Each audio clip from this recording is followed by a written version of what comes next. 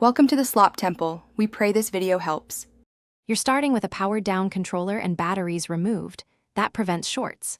First, remove the bottom screws with a Torx T8 and lift the rear shell with a plastic pry tool.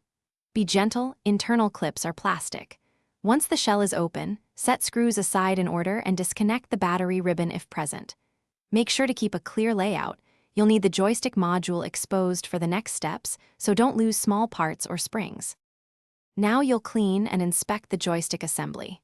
Dip a cotton swab in 99% isopropyl and gently clean around the rubber boot and base while rotating the stick. This removes grime that causes drift. Next, visually inspect the potentiometer for wear or debris and look for cold solder joints on the board. If you see loose solder, mark it.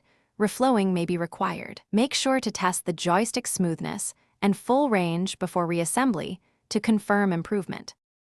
Finally, decide repair or replace. If cleaning didn't stop drift and the potentiometer is damaged, replace the joystick module or reflow solder with a soldering iron. Once repaired, reconnect battery ribbon, snap the shell closed, and reinstall screws hand firm. Don't over-torque. Plug into your console and run controller calibration. Increase the dead zone slightly if minor drift persists.